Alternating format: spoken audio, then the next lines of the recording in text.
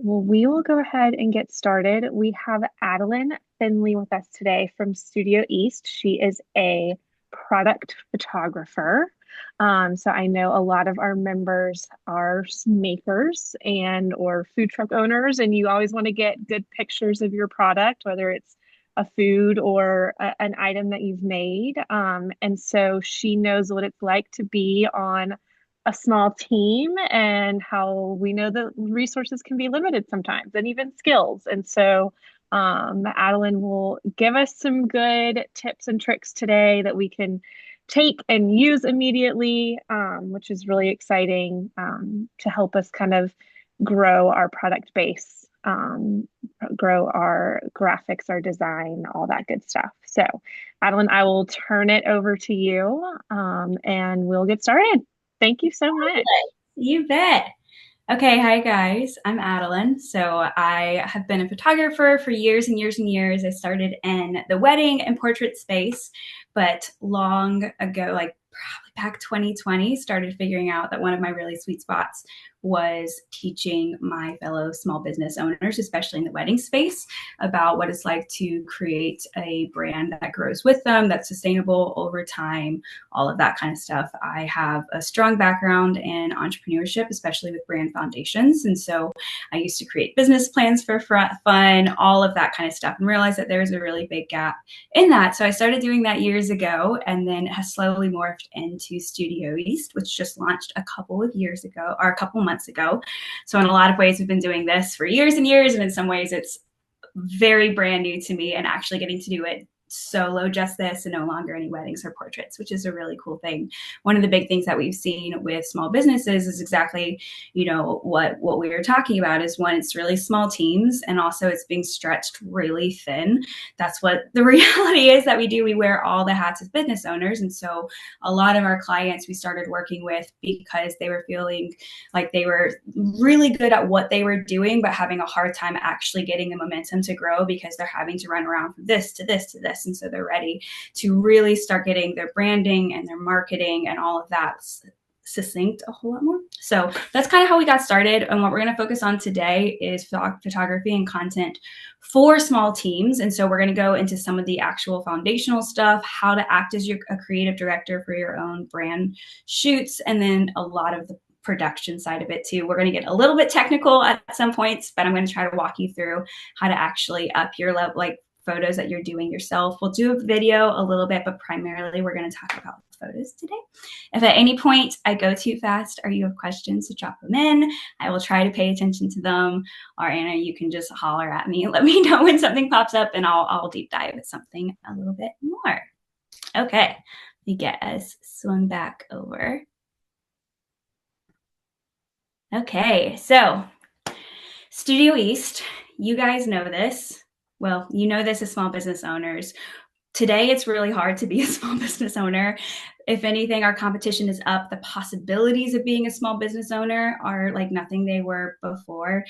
Everyone is doing it in a way that people haven't already been doing it. And so standing out is a lot harder nowadays than it used to be. And so one of the things that we're working on more and more so is understanding the messaging and the strategy that is supporting visuals. There was a time that having really beautiful photos was enough for you to grow your business, to get customers, to get all the sales. Nowadays, pretty photos are not cutting it. We need the actual messaging and what is supporting it. So we're going to work on that today. How do I change that? Oh, buttons. Great. And my notes over here. I love this. Do I love this? No, I can't see anything. Okay, we're back. Okay, so visual consistency, branding. If there's one thing that and you guys probably know this, is kind of basic, so we'll fly through some of this. Visual identity and messaging, it's all about creating trust with your clients or your customers, whatever it is. The moment that you start breaking trust, which is very easy to do, and how most people do it with inconsistency, you're losing out on business immediately. A strong visual brand is making you recognizable from the get-go. Think about how many images and how many videos people are seeing across the board day after day after day, hour after hour. Our content is being lost so quickly. And so the goal is when we're creating visuals, whether it's photos or for videos, it's going to be something that captures attention really quickly. It's communicating a message and that it's recognizable. And so that's part of why consistency, we're dialing it in so much. And we'll talk about with lighting and coloring, what that actually looks like for a business. But you have to be, as a strong brand, my mouse is going to die. There we go. We want to set apart from competitors. We want to be able to establish trust. We want to be able to be the first thing that when they see a post pop up, they say, oh, I know who this is, why this matters to me, and what I'm supposed to be doing from that. If we're just setting out to do pretty photos, then we're missing the whole point. A lot of times you're going to find yourself running on this hamster wheel of content creation, which is absolutely exhausting. We hate content creation. And so if we're making it even harder for ourselves by not having a plan, by not having it based in strategy, by not having it supporting our goals, then we're already losing the battle because we're spending so much time on something we don't actually want to be doing. And that's already hard. And then we're not seeing the results from it that are possible. And so what we want to focus on is how do we create a workflow that supports this? And then also what are the foundations that we need in our business to make this possible? So one of the big things that we've noticed or that we've seen is the power of images nowadays. So it didn't used to be the case. I'm also going to be standing and walking around because that's my vibe, because otherwise I get too nervous sitting down. But buyer psychology, we could do an entire conversation about just buyer psychology and decision making. It's something that as small businesses, we don't usually have the energy to focus in on that much. Usually when we start thinking about buyer psychology and decision making, it's when we're starting to work with a much larger firm and they're doing this for us. They're thinking about this. But as small teams, we don't have the ability to be working with these firms that, on $20,000, $30,000 retainers every month. We don't have access to that. So what we want to do is hone in the skills that we have to be able to act for that for ourselves. One of the things that I always go back to thinking about with visuals versus text, and we'll see that especially on social media, text is really strong right now with carousels. But what's fascinating is that images are processed 60,000 times faster than text. And so a lot of times when we're thinking about an image, we're wanting it to support the messaging. We'll get more into that in a second, but we're wanting to use it as the hook. If you've done any kind of social media work at all, you know that we're really used to thinking about hooks. We think about it on our websites, on our emails, our subject lines, all of that. So now we're going to start thinking about images as hooks too. What can I do to pause a scroll for just a second? What can I do when somebody lands on my website and they say, oh, I think I understand what's being said here. I understand the vibe. I'm interested. I understand the consistency of this moisturizer that I'm selling, or that kind of stuff that we can process in images a lot more. And then if we're able to hook onto that attention, then we can encourage them to actually read the messaging and move them through that buyer journey a lot faster. Will you go to the side? Oh, yeah. Okay, so when we think about great brand and product visuals, there's a few things that are very foundational to how I approach it and how I am teaching all of my clients what we do for them, and now you guys as well. The first one is that they're goal supportive. This is something as small businesses that we lose sight of really, really, really fast, and it is foundational at my process anytime we're onboarding a new client, and it comes back through our creative process every single time. What your business is doing is supposed to be creating a life for you, but so often we end up working for our businesses rather than working for us. So we want to go back to the very start and think about the foundations that we're doing for our business. And the first part of that is, what do you want your life to look like? What do you want your day-to-day look like? What do you want to turn your brand into? For what purpose? What are the goals that then support the long-term visions that you have? So it has to be goal supported. We don't create brand imagery just for the sake of brand imagery. They need to have a certain purpose in mind, and the purpose in mind needs to support your long-term vision.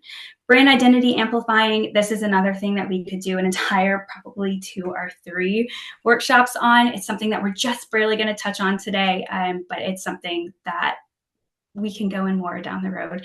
It's very cool. So brand identity amplifying. A lot of times as small businesses, we're really good at what we do or what we're selling. Our niche is kind of the product that we're doing, the service that we have. And a lot of time we don't have the knowledge, the support, the team in order to do this really strong brand identity. So then we think brand identity and we think what?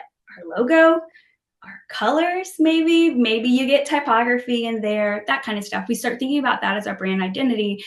But brand identity is so much more. And there's a lot of work out here. If you haven't read books like E-Myth or Traction, Building a Story Brand, those are great places to start. We won't go too far into it, but we want to think about your brand identity as being more than just your colors and your fonts and all of that kind of stuff. We want to start thinking from the very basis, what are, of course, your goals, but then also what is your mission? What is your why? Who are your clients? What are their problems? What are your zones of genius that we're talking about? Of course, it's visual identity, it's brand personality. It's all of these things are putting together into your brand identity. And so before we even get to images, we want to think about how we can expand that brand identity, how you're thinking about it, and then amplify what that brand identity is. That flows right into strategy driven. And so with strategy driven, it's the same kind of thing. If you've ever worked with a photographer or that kind of stuff, this was actually the main thing that pushed me to start Studio East, was this thing that I kept running into with my friends who were owning small businesses and that kind of stuff. They were running into investing in a photographer, and it is a really scary thing to invest in a photographer. It is not a cheap thing to do. And they would find that they would show up to the shoot and they would get really beautiful images, but it wasn't necessarily supporting a certain goal. And so because of that, it was harder to implement. A lot of times they expired quickly. You can have a whole library of visuals that are hard to use because they're not actually based in your strategy. Messaging and content inspired, they're right in with that. We want to create images for specific messaging and content. The messaging and the content should always come first. A lot of times, how often do we do this? We figure out the photo that we're putting on social media or the photo that we might be putting front and center on our website or with a blog post or whatever kind of content channels we're using. But a lot of times it's for social media. And then we're trying to figure out what is the messaging that's going along with this. But if we reverse that and we start saying, okay, what is the messaging that we're thinking about first? What's the purpose? The goal that it is, or the goal that it is focused on, the messaging that then is supporting, and then we create the visuals that support that. It completely changed everything. But probably the most important things, and especially at small businesses, that we have to know is what makes a great brand and product photo. It exists. I think we get so in our head as small businesses that we want to do everything flawlessly. It sometimes can feel like we're one mistake away from everything disappearing that we've worked so hard for. And if there's one thing that you can take away today, it's that the visuals aren't that fragile. Your business isn't as fragile as what keeps us up at night. So if we can just get out of this perfection and our bust, then you will go so much further. So if we want it to exist, we know, I mean, one of the things I have it written all over my wall when I'm working is that perfection is the enemy of good. And that in order to be good, that's how we pursue progress. And that's how we're moving forward. So if you can just take your benchmarker down from perfect and say, you know what, good is great. And so let's do that. So when it comes to actually creating good, and make sure I didn't skip over this, good images, there's a few things that we want to do. Okay, so content-driven visuals. We want to create with intent. So a lot of times you maybe have heard of content pillars. I mean, we've all heard of content pillars. A lot of times you're putting things into these different subjects and creating messaging with that. What I would really encourage you to do is reverse that slightly. You might still have some pillars, but you want them to fall into the customer journey. So we're probably all familiar with the customer journey. We've got awareness, interest, consideration, strengthening trust, and positioning. And then our consideration, and then purchase. And so what we are interested is creating visuals and content that are moving your audience through the customer journey, showing them transformation is possible. And so you actually are getting the results that you want. So if you're focusing on the steps that are aligning with the goals most for your business, then that's going to help you guide a lot more. If you are, maybe you're great at getting people in, but you're having a hard time about moving people from that awareness and knowing who you are to actually connecting with you, engaging. Maybe you have a fairly large social media following, but they're not very engaged. Your comments are low, your shares are low. In that case, we're going to really focus in on that like awareness to interest and that interest consideration stage. If maybe you have a lot of engagement, but sales are not what they should be, in that case, we're going to focus more on that consideration into that purchase. So under here, I've got a handful of just different kind of the content that we're focusing on just based on your goals with that. When I'm working with a client, this is one of the very first things that we start focusing on after we've outlined all of their brand identity. We've got a really good idea of the goals of what we're doing. We start saying, okay, so in terms of this short-term goal that we're doing, what is the type of content that is going to move us closer to that? Is it increasing awareness? Is it moving people to a purchase? What does that actually look like here? So I won't go too far into these because we'll get lost on time-wise and that kind of stuff. But it is really fun to kind of go through this. I'll go through them real fast.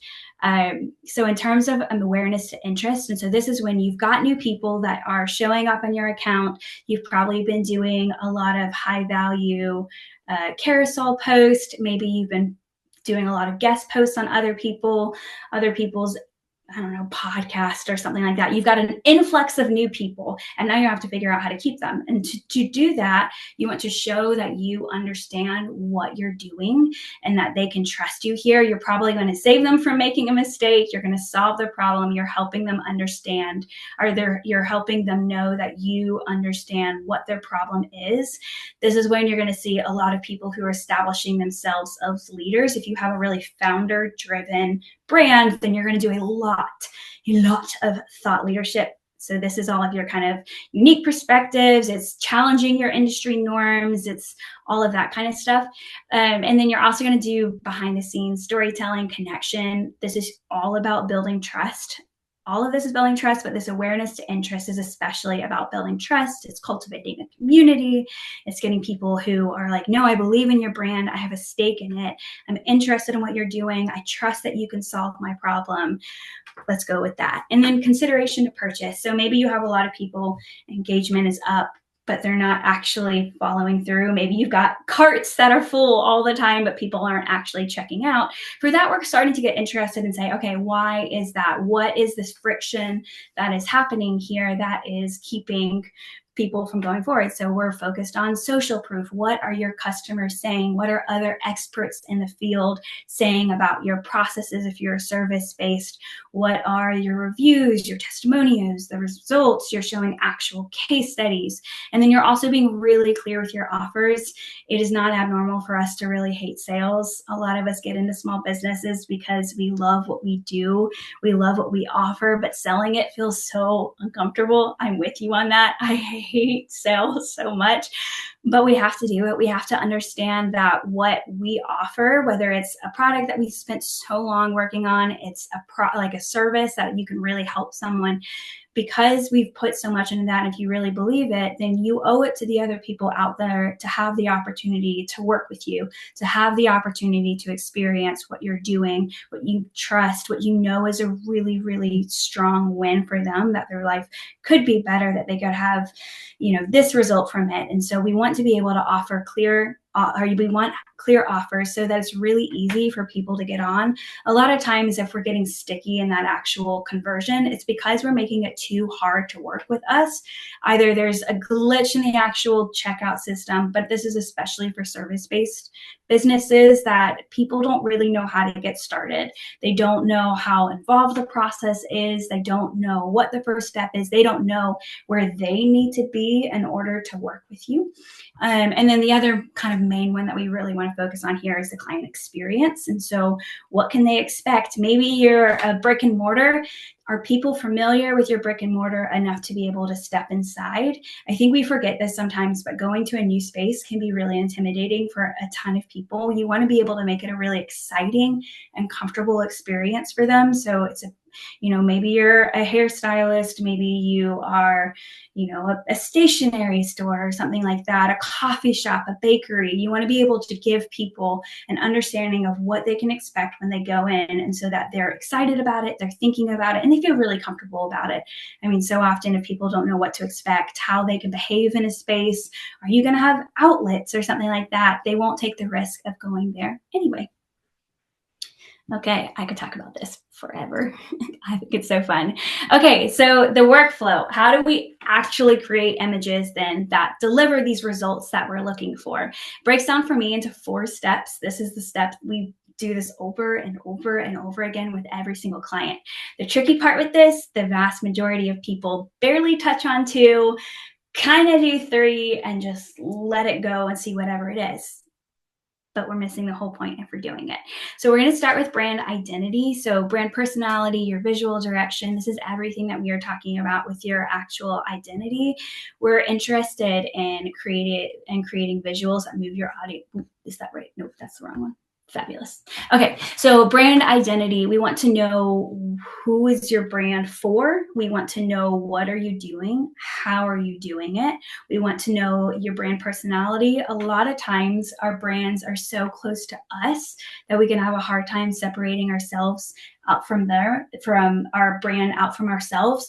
One of my favorite exercises to do with people when we're trying to work on doing this is that we want to start putting a caricature of your actual brand. We've probably done this with ideal clients before. We've created these avatars, but have you actually done it for your brand? So one of the big things that we want to do when we're trying to understand our brand personality, our brand visual direction, is asking ourselves some of these questions of, okay, so if my brand is something outside of me, who are they? What is maybe their name? What kind of music do they listen to? Where do they like to vacation? What car do they drive? What does their house look like? What are the places they like to go to for dinner? All of this kind of stuff. Have we done it for our ideal clients? Probably, but your brand deserves a personality too, and it's going to get a lot more comfortable and easy for you to start creating and doing visuals and writing content if the person writing content isn't so much as you as it's actually your brand. It sounds a little woo-woo. It sounds a little weird. It's really helpful to me. It might not be for you, but it could be worth trying. And then we're also thinking about the brand visual direction. And so every one of us probably has a logo. We have colors. Maybe we have patterns. We've got our typography. But beyond that, what is our visual direction? How high of contrast do we like? Do we like really saturated colors? Do we want it punchy? Are we more that it's like earthy and organic and it's soft, it's ethereal, it's bold, it's playful, all of these kind of things. So we want to start giving actual adjectives before we ever get to the specific images we're wanting to create, so that we have a guiding direction for what we're wanting to create. And so you can see that a lot of this when we're thinking about our goals, our long-term vision, before we even get into plan, a lot of what this is pumping the brakes just a little bit before we actually pull out our cameras and get to work. We're wanting to say, okay, there's more to this than that. How can I make this clearer? In the long term, it's going to make it a lot easier. In the short term, it's probably going to feel like a little bit more work, but I promise it is absolutely worth it. Pre-production, we're talking about concept, plan, gathering your tools. What does it look like to actually act as your own creative director? Production, we're going to get into all of that. Post-production too. Pre-production and post-production are probably the reasons that you're here today. So we're going to spend the most time on that. And so you actually feel comfortable in both preparing and then producing your shoot yourself, and understanding when it's time to bring in other people to be a part of what you're doing and when it's comfortable to just do it yourself. So we're going to focus the most on those, but we'll touch base on the others as well. So let's go ahead and dive into pre-production. If you have any more brand identity questions, that's something that we do a lot of coaching on, but you can also drop them in the chat and we can kind of get to some of them later if we have time. Okay, preparing for a shoot. It's really fun to talk about people with this because everyone has a different thing. There are the people who show up and they're like, well, I guess we need photos. Let's see what happens. And then you have the people who obsessively plan it and they map out every single shot, and both are good. Both can get you results, but both can be really overwhelming. A lot of times that we're seeing is that we're having a lack of creative workflows. And so there's a lack of understanding of what you actually need to do to produce a shoot. And so you might do it once really well, but you have a hard time replicating it, which of course is then going to do inconsistency. It's going to make you more stressed. It's going to make it hard to actually have the things on hand that you need to move your marketing plan forward, because we can't really do that without visuals. So preparation. It's key. We love it. The first thing we always do is clarify brand identity and visual direction. I'm going to beat this to absolute death because it's so important and we cannot skip it. So we've been over this some. So thinking about yourself as an actual creative director, and what do creative directors think about? They're thinking about the overall aesthetic first. They're thinking about the style, the plans, what are your visual goals, and then how is that supporting your goals and aligning with your brand identity. This is the bulk of my work that I get to do at Studio East, so I'll get really, really nerdy about it. I think it's really fun. But this is making that magic of how do we get from this is my goal, this is the question mark photo that I want, how do I get from this to this? You as a creative director, this is your journey. And it is magic when you feel like you have the tools to do it. And it is unbelievably frustrating when you don't. So hopefully we're going to get those tools today. That's what we're focusing on. So we're clarifying our brand identity, visual direction. You always start with the biggest picture, understanding what your goals are, making sure that you know how you're supporting that. And then we go into pre-production planning. So you start with your concept, your high level, your big picture. We work on the plan. How do you turn the concept into a reality? You're also going to act as your own art director. So what is needed to bring that to life?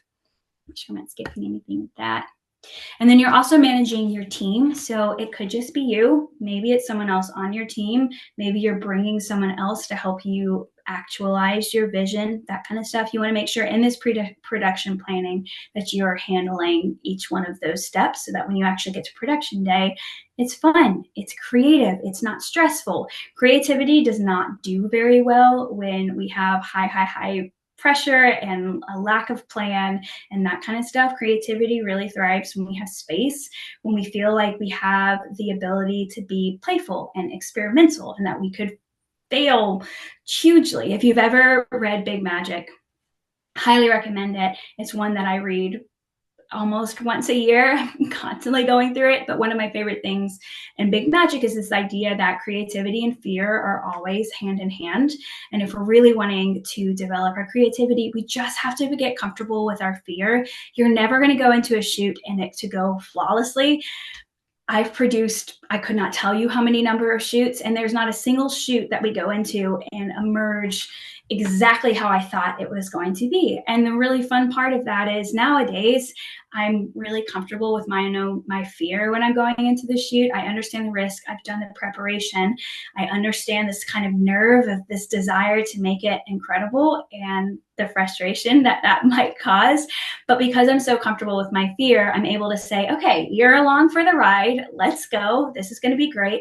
And then how do we push back past that and say, you're along for the ride, but fear is not in our driver's seat. Let's just have fun. You have to be able to get into that and say, let's experiment. Let's see how this works, and just laugh at yourself as much as you can, because things are going to go awry, and that's absolutely okay. It can be maddening to produce a shoot, but it's pretty fun most of the time. Okay, so this is what we do when planning every single shoot. I do this from our clients for our photos who are going to be seen by 5 million people. I do it for our clients with photos who are going to be seen by 50 people. It does not change. So this is how we're going to have you think like a creative director. We're going to go into purpose of the shoot. One of my biggest things to do is that when we're thinking about purpose, we want to start with a pain point. So what is the pain point of your client? Hopefully you guys have all done ideal client avatars. You understand who your audience, who your customers, who your clients are. So you're going into this as saying, okay, what's my pain point for here? What is the desired result of this shoot? Am I wanting to increase engagement? Am I increasing sales? Of that of that step that we were talking about a second ago of the customer journey, what is the result that I'm trying to get from this? And then what is my solution to this pain point, to this problem? What am I going to do with that? Number 2, how is the content going to be used? What channels? This is kind of the most boring thing for me personally to think about, but I guess it's really important too. We create content differently for websites than we do for social media. And we definitely do it for emails and that kind of stuff. So you want to start thinking through your sales funnel. How are you using each of your different channels? And then how are you creating content for that? Can you create content for multiple channels in the same shoot? Absolutely. But you want to be really thoughtful about how the content is going to be used. So you're making sure that you're getting your orientation right. Instagram loves a vertical, websites love a horizontal. We want to make sure that we are planning for both so we don't get on the other side of the shoot and be like, well, I really needed this, but instead I have like 15 options of this, and what do I do now? That's a really frustrating thing. So what channels, what dimensions, what are some of the kind of technical things that we are having to create for?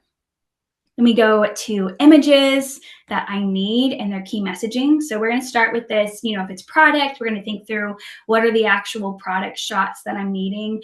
I'm not going to map them out exactly, but I want to go ahead and have a running list at this initial part to be thinking of, okay, so listing photos, do I need marketing photos? If I'm a service-based brand, do I need to really focus on my founder energy? Do I need to focus on the experience, the process? I've noticed that we've had this question that clients have been asking. I think I want to answer that question. I need this kind of visual to support all of that kind of stuff. So thinking through your key messaging, I really like to do a full brainstorm when I'm doing it at this point and just jotting down tons of ideas about questions that I'm answering, about all of this messaging. So not even getting to the visuals yet, just thinking about what am I wanting to communicate with this?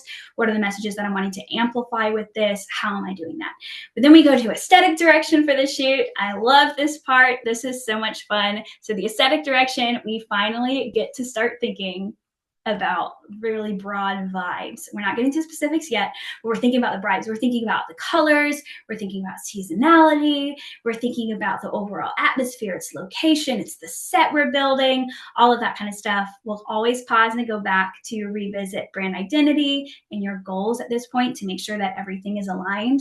For me, because I'm working with a lot of brands and I'm constantly throughout the day changing this is really important for me to do. But even if you're just producing this for your brand, which you're more comfortable with, it's always good just to go back and double check your identity and your goals. Make sure that just create those ability for you to break, make sure that what you're doing is actually going to work for you, all that kind of stuff. So aesthetic, great fun. And then what do I need to bring this vision to life? You're going to start thinking about the team that you need, the equipment, the location, the props, the set, all of this kind of stuff. What do you need to make this an actuality? You might start thinking about, okay, so if my aesthetic direction, I really am interested in this being monochromatic, how do I want to do that? Or maybe I'm interested in something and using more symmetry, all of that kind of stuff. You're going to start thinking about, models and tools and props and set and that kind of stuff.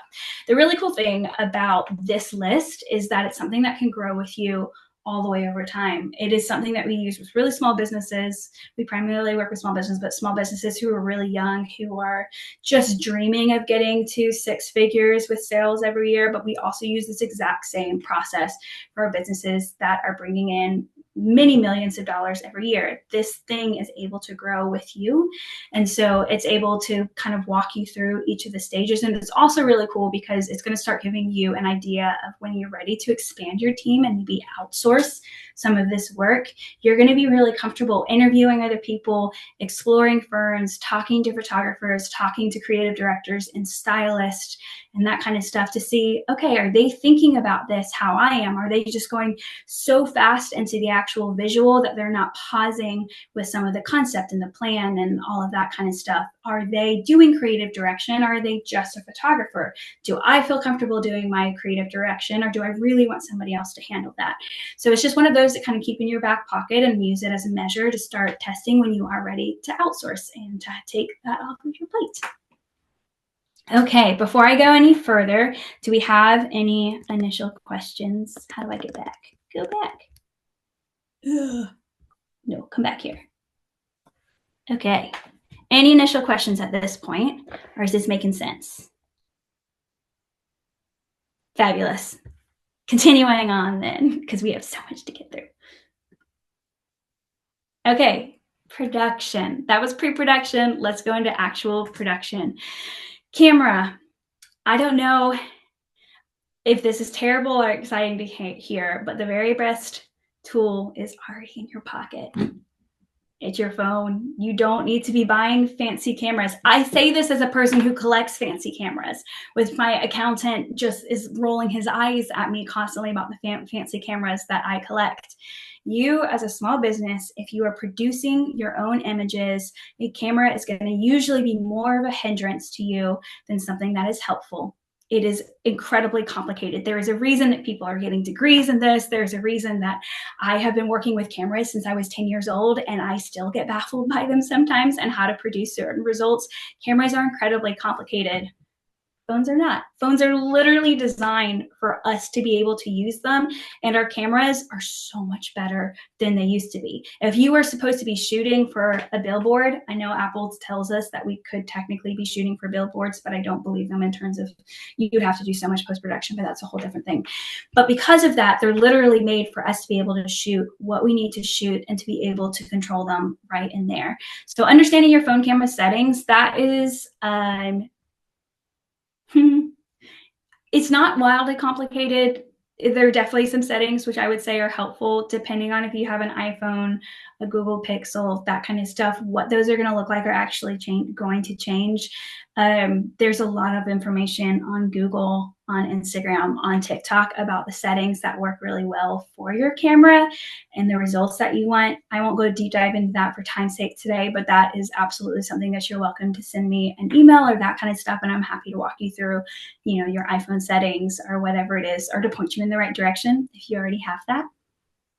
What gets really, really important with a camera is understanding your resolution, your lighting, and your angles. And so you want to practice a lot. If you have a newer camera and you're able to use adjust your focal length to be more of the zoom one where it's in a little further, that's always going to look the best. A lot of times when you have your initial one, I'll just show you kind of, okay, so when you're doing your initial like this, versus this, you can see that when it's wide, it's going to distort things. So things that are going to be, where are you? Oh, I'm showing it back here. That's awesome. So when it is a wide angle, it's going to distort your curves. If you're doing product, it's going to make things look unnatural. The longer your focal length, that's what happens when you're zooming in, you're increasing your focal length, the more correct to your eye things are going to look. So that's just a really good tip with that. But also if we want to go more into that, just send me a message and I'm happy to walk you through more with that. Lighting. Okay, so here's the thing that people lose their mind over the vast majority of their time, because we get so focused on the camera and the side of it. And it's like, I'm one camera away from being able to have the most amazing photos ever. But what most people don't understand, that photography is not about your camera or your lens or your settings. Photography is all about light. It literally translates to painting with light. Light is the medium that we're working with here. And what's great is that it's usually free. The best light is free. We'll go into that in a second. But it is it can also be a little bit of a mind scratch, but I have a lot of things that I'm going to show you with that.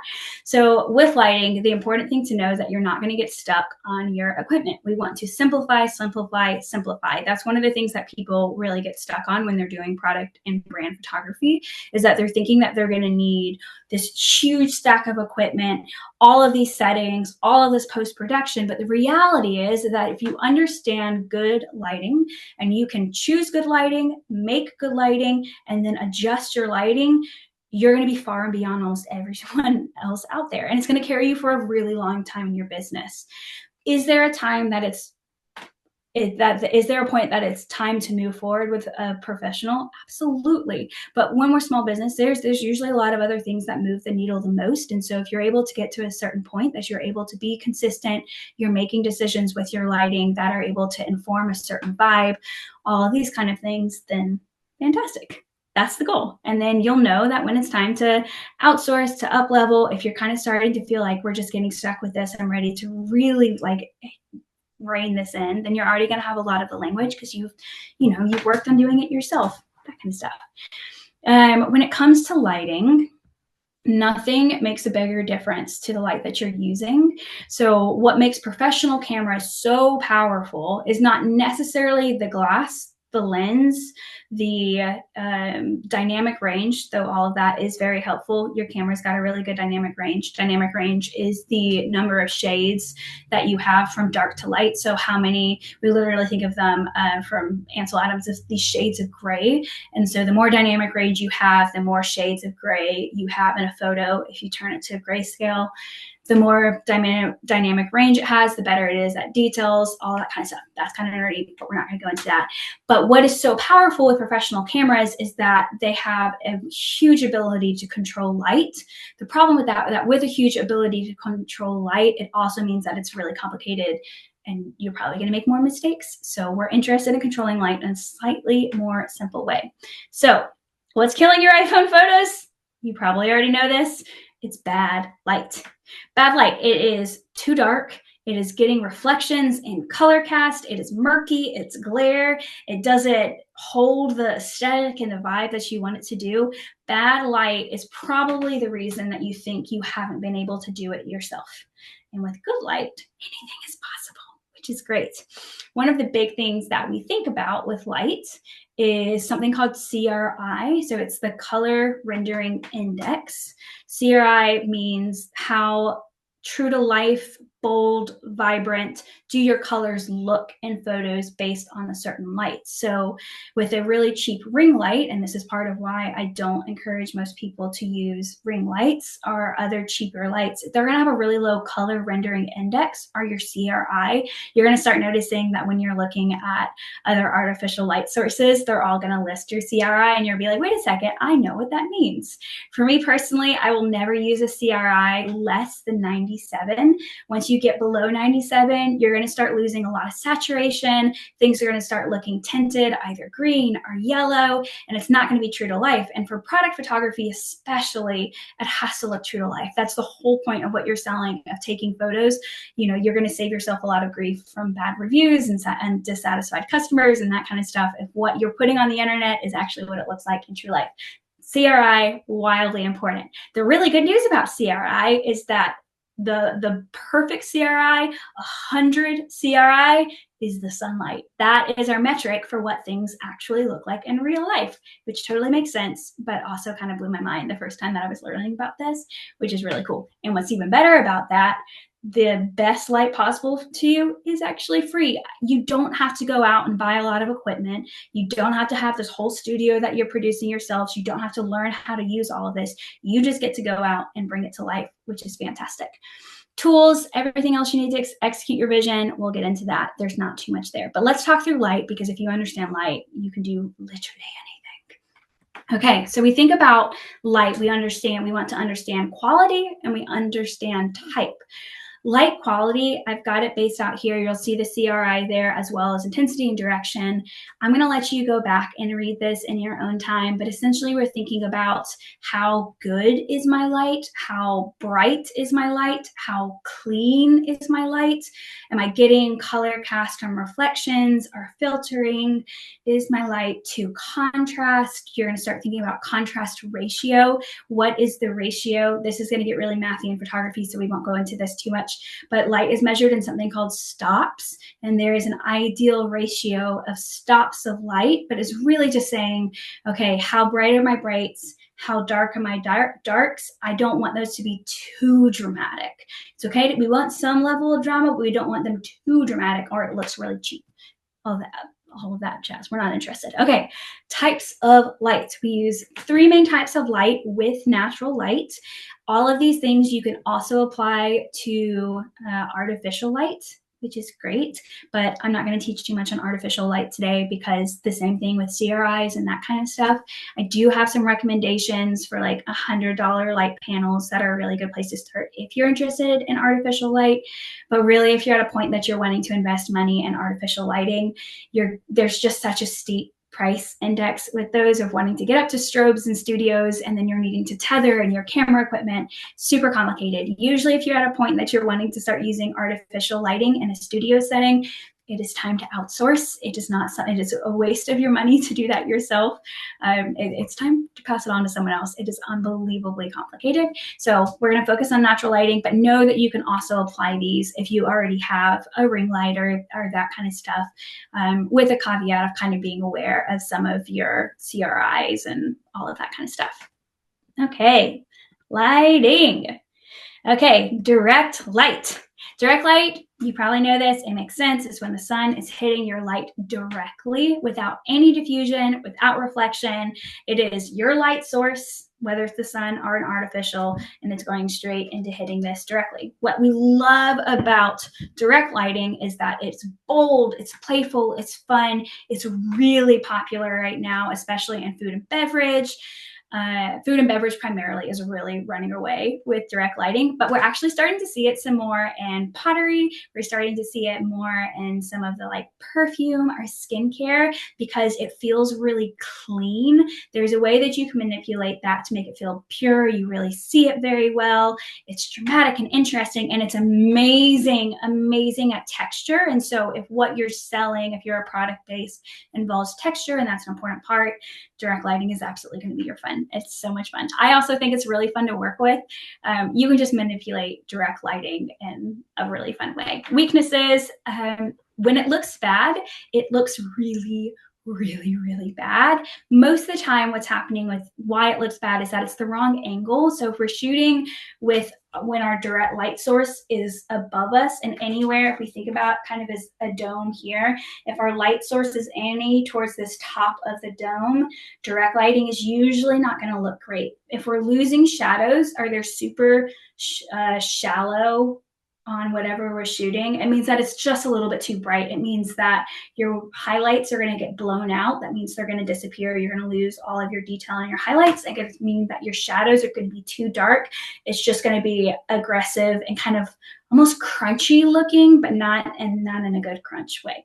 So with that, we know that we really want to use direct lighting kind of towards the beginning part and the end part of that spectrum. Of course, that changes throughout the year, just given how everything goes. So you might hear people talk about the golden hour, that kind of stuff. I actually love the little bit of time before the golden hour or after the golden hour, when the sun is like 45 to 65 degrees in the air.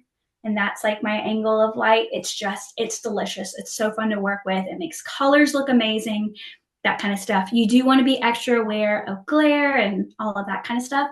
So this is fantastic for brands who are bold, they're dramatic, they're maybe modern and playful and energetic and all of that kind of stuff and feel really modern.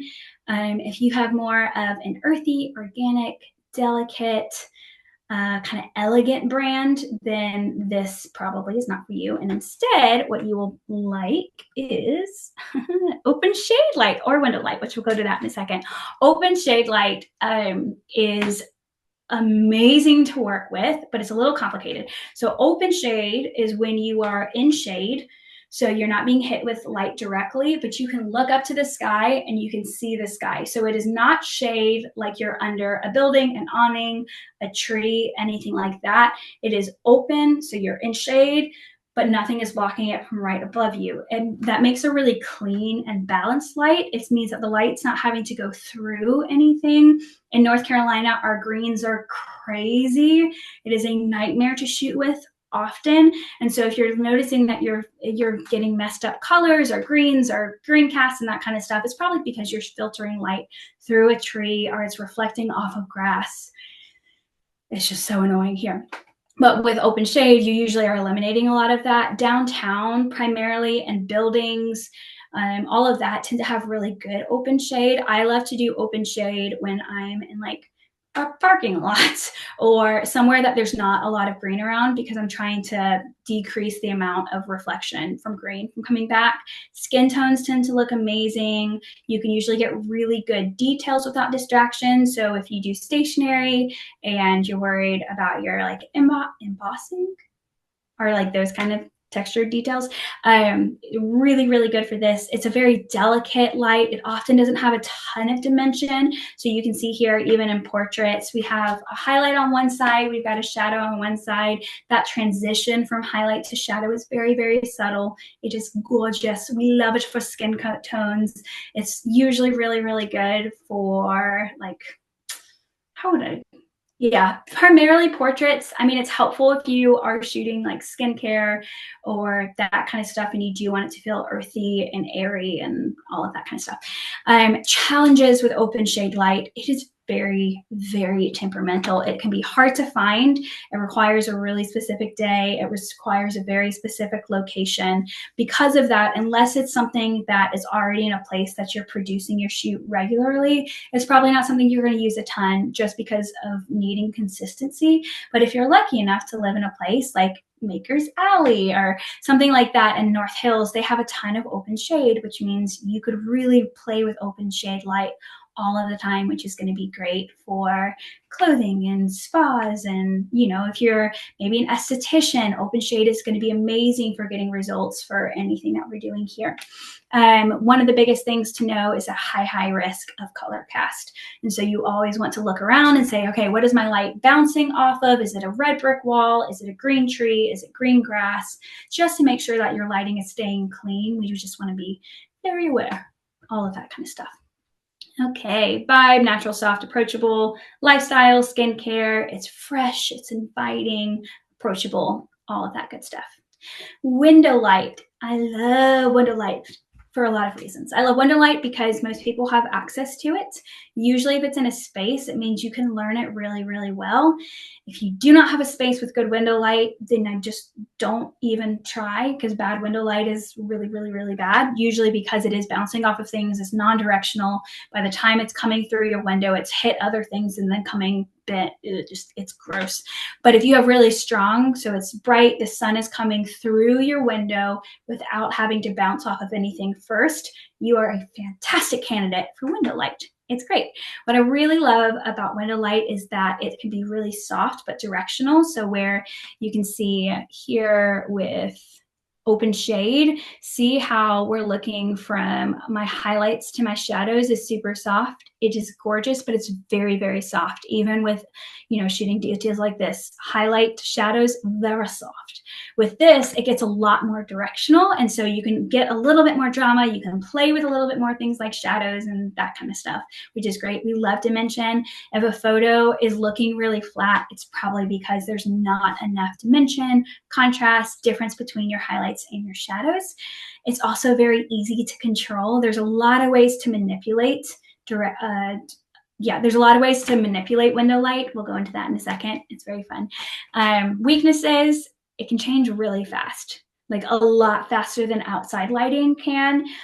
Usually that's just the nature of the source is a little bit smaller. And so as our sun is traveling faster, it just changes faster inside than it does outside. So usually you just want to understand your window of shooting and knowing that when your light shifts too much, there comes a point that you just have to cut it at that point and pick it up the next day just because of that. You also might struggle with low intensity if you don't have large light sources. So that's one of the things, window light automatically decreases your light source. There's less brightness inside than there is outside. If you don't have enough light intensity, that is going to be a challenge for you.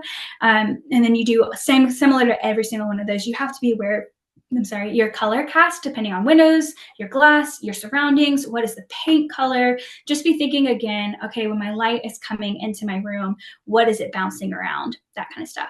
Because it's so easy to manipulate, it's really good for most everyone, and you can turn it into the vibe that you want using foam boards and other tools, that kind of stuff. I love window light. Manipulating light. Okay, so this is where you go from someone who's like, okay, let's just see what happens and what I get with, to saying, no, I understand light and I can make it look how I want it to. We use this with a couple key ways that we're manipulating light. We're reflecting light, so we're bouncing light to reduce contrast by filling in light on one side. That is complicated, but essentially, if I am shooting, I'll show you, I brought it here. Okay, so if I am shooting, I don't know what I'm shooting here. Perfect. I just shot these the other day. These are from One and Only Paper. They're absolutely gorgeous. One of the things that we do for her is that we are often bouncing light in from our main. So we'll have one main light source. Say my light is coming over from this way, because it is coming over from this way. When I am shooting it here and I'm wanting to have less darkness on this side so that all of this roundness and my color with the detail here are really highlighted, I'm going to bounce light back in on this side so that my shadows and my highlights are more similar. On the flip side, something that I love to do when I'm shooting food, especially food in a darker restaurant or when we really want things to be moody, I like to take away light. So instead of a white board, you might have a black board, and black absorbs light. It increases contrast because it's removing any of the bounce from one side. You can use anything that is darker light. I use foam core because it's dirt cheap and it's light, and I don't care when it gets dinged up. It's great, but you could really, I have used in a pinch on a location and I needed a bigger reflector than I have had my assistant hold a sheet or a pillowcase, or you can just find anything that is darker light, manipulate it that way. Diffusing, softening light. So you could use a curtain. We use scrims or silk sheets in like a studio space. So it's anything that light travels through that's going to make your light softer. It's going to spread it out a lot more. And so it's going to, if it's still really harsh light, it's going to make it softer. Blocking, shaping. This is when you start having a lot of fun. You can still use foam cores again. So many purposes, so cheap. Everyone should have these. They're fantastic. But you can start using these to block and shape light. So if light is coming through really wide, but you want it more dramatic, you might actually create two of them side by side here, and it's going to thin the amount of light that's coming through, and it's going to create something more dramatic. So just think about, how can I create shadows? How can I change the angle of my light? How can I decrease the amount of light? For what result? Just start playing with that. I also really like to use to create shadows. It's probably one of the more defining features of my personal photography style, and especially for my listing photos for my clients, I push shadows all the time. It looks so much more interesting, but the fun thing with shadows is you can literally use anything to create a shadow on something. This is one of my original things that I used to create shadows. It kind of looked like a window, and I would literally just attach it up like this, and we'd create shadows. Shadows are really fun. I brought branches in from outside to shoot through. I have shot through lamp base. You can shoot like through literally anything. Just put it in between the light source and what you're shooting, create shadows. Things get really interesting, especially for product photos. And then light modifiers.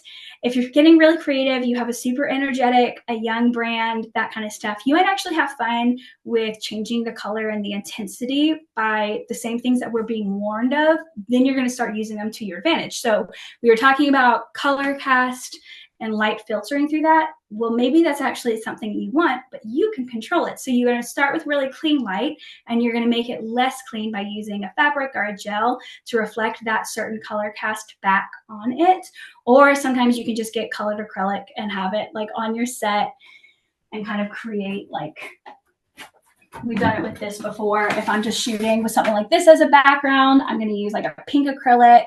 It makes it really energetic. It's very fun. There's so many options that you can use for that. But I hope that you're hearing that it can be really cheap. It's really fun. Play with it. Start with a light source that you understand that's really clean, and then have fun with it. See what you can do. Post-production. I also feel like we're running late, so I'll go through this really fast because, again, I was over ambitious, but I thought we could get through. Okay, with the right light, you should have to do very, very little editing. I'll have all of this. You'll be able to see it later, or email me for the presentation of that kind of stuff. But ideally, you're not going to have to do a lot of post-production with the right lighting. I really like the Lightroom app. There is an Adobe. I'm an Adobe person, but I do think the Lightroom app is one of the most powerful, and it's free. There's also a Photoshop for mobile app that's really good at removing like distractions and that kind of stuff. Tezza is really easy to use for something that's a little bit more vintage and a vibe. And then there's a lot of presets and filters that you can do. Tezza is a full app that has a lot of presets and filters specifically for that filmy kind of vintage vibe. I really love Jess Kettle presets for Lightroom. If you're doing a product that's a little bit more light or airy or fresh, true to life, that kind of stuff. But same, there's Visual Jewels, Mango Street, they're going to be more filmic, dark and moody, that kind of stuff. One of the biggest things too that we just have to put it in here, if you were working all of this on images and then you are texting images, you are destroying everything you have done. Never text photos because they're going to destroy the quality. They always reduce the quality. It is unbelievably painful. And so whenever you're uploading it anywhere, texting it, just make sure that you're checking on what your actual upload settings are. You want to do the max, the largest files possible because they have the most details. They're going to look amazing. I pretty much always airdrop photos from my phone to my computer or whatever I'm doing, that kind of stuff. It keeps our quality up, which is fabulous. Okay, shoot tools. We went through most of this already. These are just things I have on hand to start playing with them more. I use these all the time. NDF boards and paint samples. That's what you're seeing with like all of these. I buy these and they cut them for me at Home Depot. They're not very expensive. And then I'm just picking out paint samples and painting them. And I'm creating my own sets with these. It's great. I use paper as well for larger sets.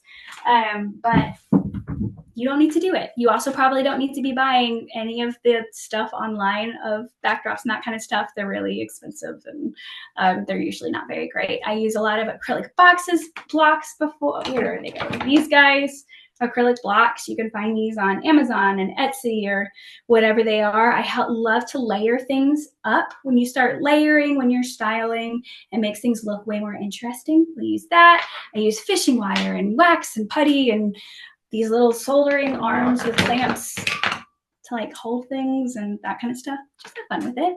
You can really use a lot of things. It's great. Okay, understanding the visuals, your business needs. I'm just going to touch on these really, really briefly because there's not too much to go over here. So we're going to talk about products versus service-based, and this is going to be the last thing that we're going to touch base on, and then we can do quick questions for anyone who is still around, if that's okay. Service-based businesses. So with service-based businesses, you want to build trust, establish expertise, showcase results, and then humanize the brand to attract clients. So again, we're going back and we're thinking, okay, what is the friction that my customers and my potential customers are having to book with me? So we're wanting to think about that friction and reducing it. So people, this is a major sticky point for a lot of people. A service, especially if you're an esthetician, a home designer, a web designer, a graphic designer, you're someone who's spending a lot of time with people. They want to understand you. They want to be familiar with you. They want to know who they're talking to. They want to be, less nervous, and they want to feel like they can root for you. Also, your founder energy is very, very, very important. So who are the people, who you're talking to, who are their actual personalities? This is different than just a headshot.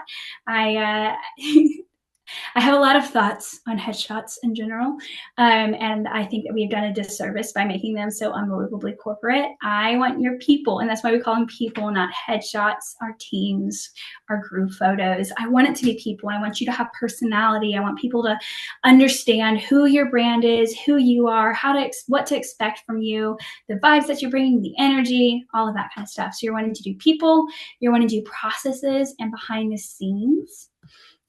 So we're really interested in the transformation from process to reality. What can people expect? What do you do differently? Do you understand their pain points? Do you have a solution? This is one that you're really dialing in on differentiation. Usually this is one of the key places in service that we're saying, okay, what's different about your process? Why do you do it this way? What made you do it this way? What can I expect because of you doing it this way? We always want to start thinking about the narratives that are tied back to process. All of our narratives, but especially process and behind the scenes, is a lot of narrative based.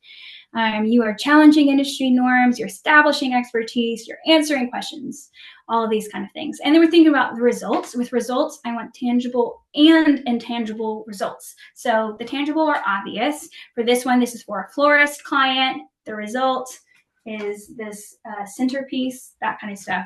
But you can think about, you can apply this to any other. If you're an esthetician, what does it look like post facial or after your lips or your brows were done or something like that. But then I also want you to think about the intangible. What are the results beyond that?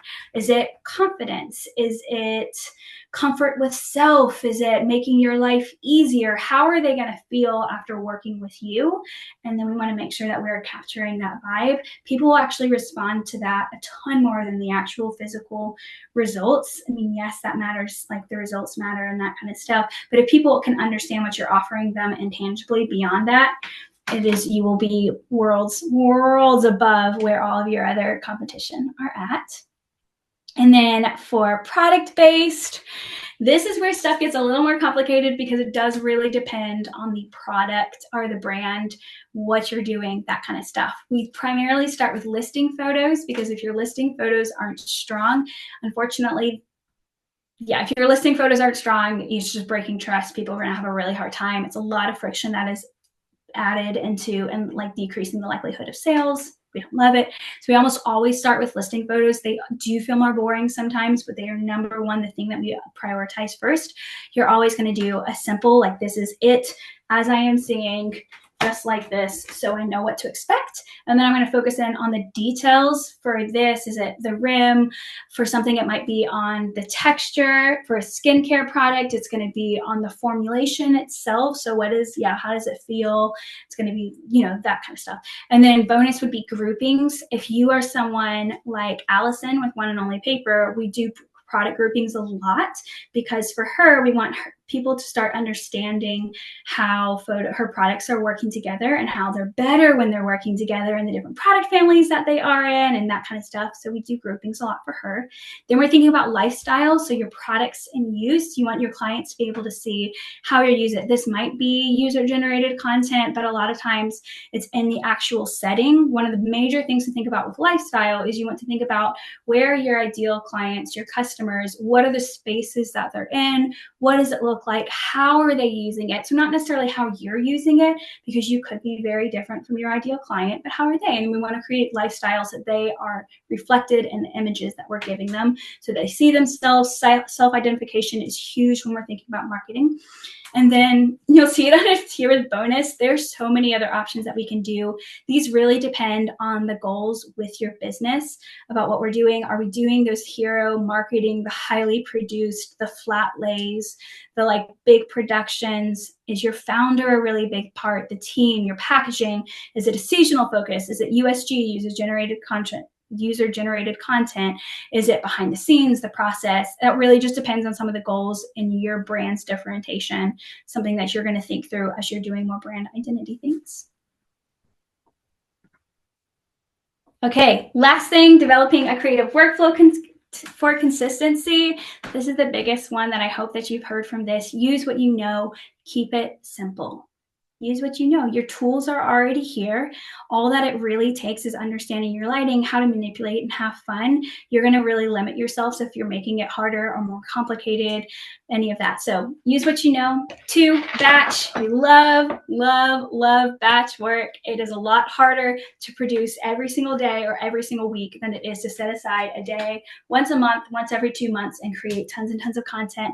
It also is going to be a lot more consistent when you're batch working, which is great. Consistency is so important. Schedule it. I like to actually mark these out and book them with meetings with myself. They're a priority to me. They're a priority to my marketing goals, what I want to accomplish in my business. Because of that, they get on my calendar like an actual meeting, especially if I have a team involved, all that kind of stuff. It kind of increases the stakes of how I'm going to show up for that. So I do love to increase the stakes, whatever that looks like. For me, it's usually involving more people in a shoot, having really clear deadlines, all of that kind of stuff. And then outsource what you can. There's going to come a point that you say, okay, it is more worth it for me to go ahead and outsource this to help other people grow so I can focus what I'm really good at. If this is taking so much mental time, physical time, mental time, energy, that kind of stuff away from this thing, which is what I'm amazing at, why am I just watching that money go away? So there does come a time when you are ready to outsource. Usually it's going to be before you're ready, that kind of stuff. I would hope that whether you're talking with us or another studio or whatever that looks like, that they're guiding you on, are you ready for this? They're going to have clear questions that they're asking you on, is this a good time? Do you need to do more brand identity foundation work first? all of that kind of stuff. And then, perfect. Okay, so let's dive into Q&A. I ran much later than I intended to, but I'm also not surprised one bit. Before we get into Q&A, just a little bit here. If you are interested in working with us, there are two primary ways that we work with small businesses. The first is foundational brand identity and strategic development. So if I was talking about all of the brand identity and the foundations and the work that needs to happen before you get to working on your messaging and your content and your strategy, if that feels like something that you're really lacking in, that's one of our very main things that we're working with small businesses on. And so it's creating the brand foundation and then developing the strategies for them to execute and support their long-term vision and goals. And then they're usually running with what we do here to say, okay, I'm going to take a year or two, I'm going to implement this, I'm going to get my sales up, and then they're ready to outsource and come back into it.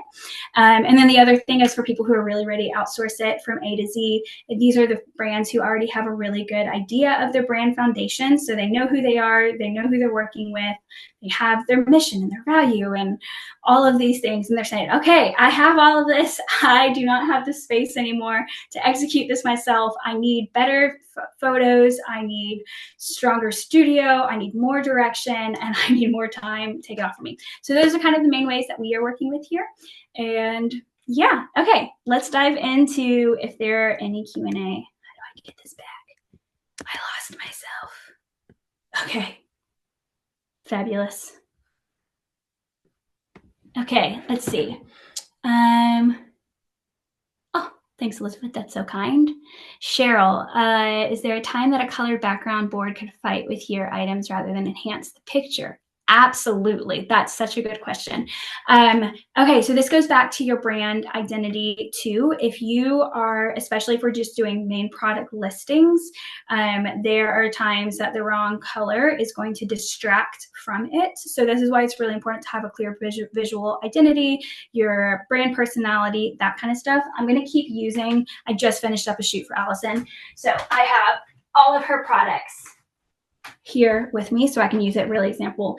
Allison does amazing napkins. We love these. Initially, we were shooting these. We do most of her products, listing photos on a tan backdrop. You've seen them in presentation.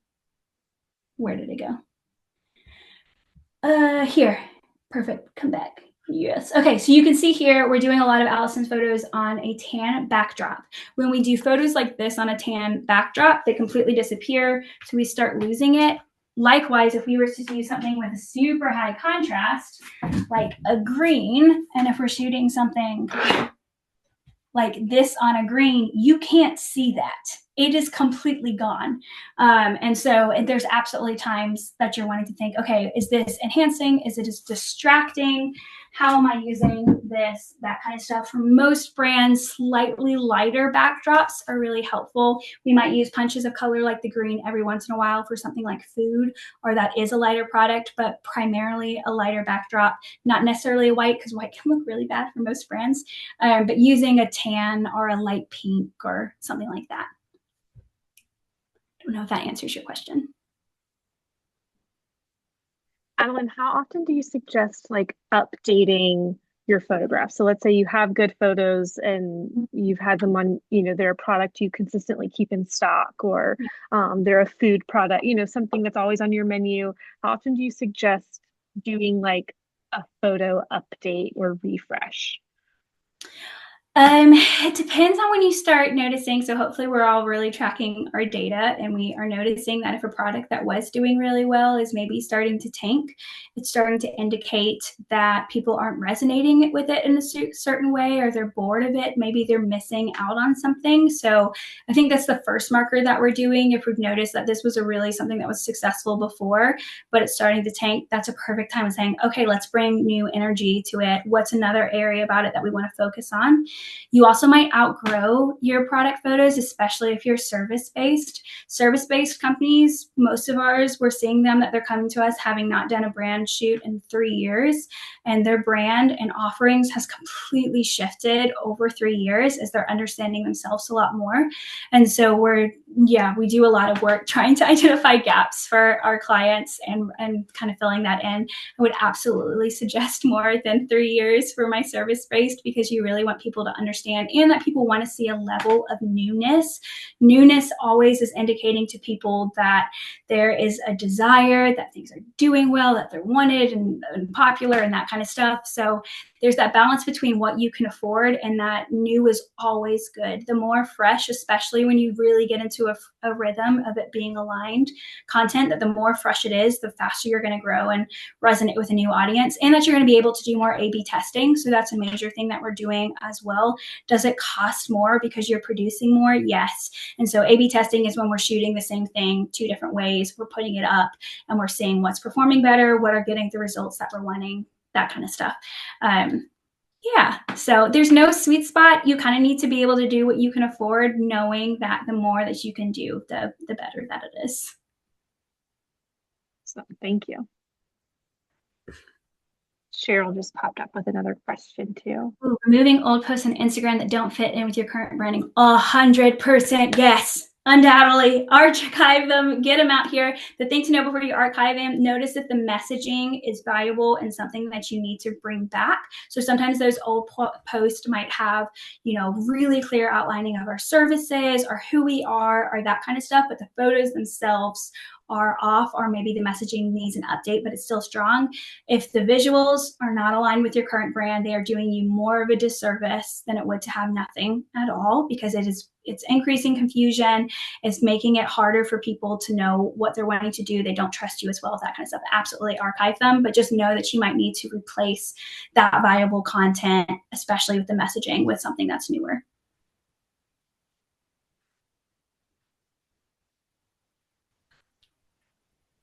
Awesome. Okay. Wow, guys, thanks for sitting through that journey.